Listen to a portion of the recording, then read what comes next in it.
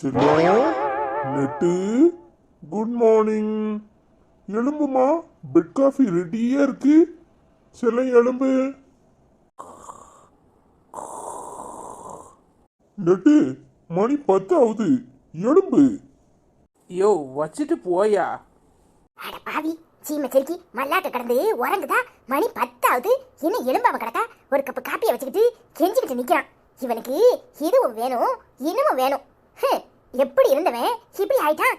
கல்யாணத்துக்கு முன்னாடி ஒரு கப்பு காப்பி கேட்டுப்பனே, இவன் போட்டு தந்திருப்பானா? அன்னைக்கு என்னெல்லாம் சொன்னான்.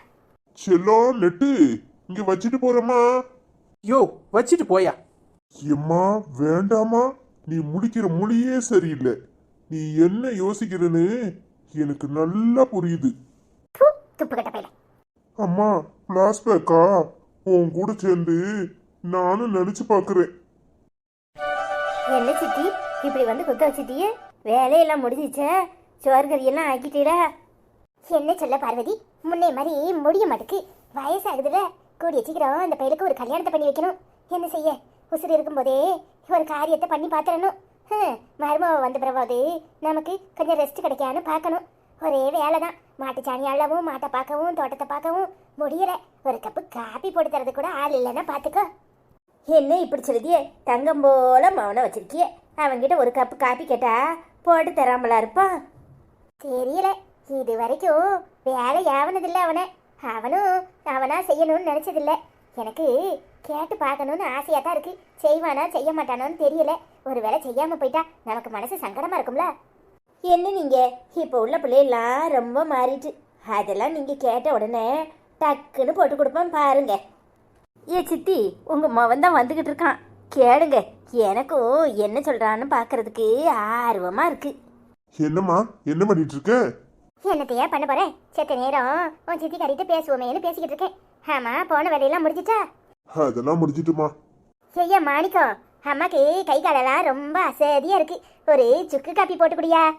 ஏமா, இந்த வந்த உடனே வேலை எவ்வளவு வேலையெல்லாம் வச்சுக்காது. அது என்ன போய் காப்பி போட சொல்ற? ஆம்பளை வீட்டுல காப்பி போடலாமா? ஏமா பொம்பளை செய்யற வேலையெல்லாம் ஆம்பளை தலையில ஏமா கட்டுற? ஒரு காப்பி அத உன்னால போட்டு குடிக்க முடியாதா? ஒழுங்கா போய் போட்டு நீயே குடி.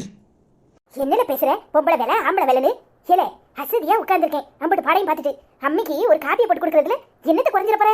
ஏன் ஆம்பளை அடுப்பு பக்கம் போக கூடாது இருக்கல? இங்க பாருமா, இந்த வேலையெல்லாம் காலங்காலமா பொம்பளைக்கு தான் செய்யறாங்க. சும்மா ஆம்பளை பிள்ளைய வேலையாவாது. பாப்போம்ல, நாளைக்கு பொண்டாட்டிக்காரி வந்த உடனே போய் எப்படி தாங்கன்னு தாங்குறேன்னு நானும் பாக்குறேன். அவளுக்கு காப்பி போட்டு கொடுக்காம நீ இருக்கியான்னு பாக்குறேன். ஏம்மா, அப்படி ஒண்ணு நடந்துச்சுன்னா அவளை உடனே அடிச்சு வீட்டை விட்டு துரத்திடுவேன். இங்க பாரு, அப்படி ஒரு பொம்பளை எனக்கு தேவையே இல்லை. காப்பி போடுற வேலையெல்லாம் பொம்பளைய வேலை. அதை ஏன் தலையில கட்டுவாளோ அதையும் பாக்குறேன். பாப்போம்ல பாப்போம். நான் வயிறு எரிஞ்சு சொல்லுதேன். நீ பொண்டாட்டிக்காரிக்கு காலை பிடிச்சு விடுறதும் அவளுக்கு காப்பி போட்டு கொடுக்கறதுமா இருக்கிறத இந்த உசுறு போறதுக்குள்ளயும் என் கண்ணால பார்க்கத்தான் போறேன். அது நடக்கத்தான் போகுது. பாப்போம், அப்படி ஒண்ணு நடந்தா நான் உன் மவனே இல்ல. ரொம்ப கேவலமா பேசியிருக்கிறே. துப்பு கட்ட போயிட கொஞ்சம் நஞ்சா பேச்சா பேசுனேன். இப்ப மூஞ்சிய எங்க கொண்டு வச்சுக்குவே? அம்மா நான் சும்மா இல்லடா.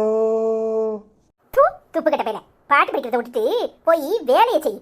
மருமோளே, வேலை செய்யாம இங்க நின்று பாட்டு படிச்சுக்கிட்டு இருக்கான். நீ முக்கி வச்ச துணியெல்லாம் சாயம் போகுது. ஏம்மா, இது உனக்கே நியாயமா இருக்கா? பெத்த ஆத்தாளுக்கு ஒரு கப்பு காப்பி போட்டு கொடுக்காதவங்களா இப்படித்தான் பொண்டாட்டி கையால விளக்கு மாறடி வாங்கணும்.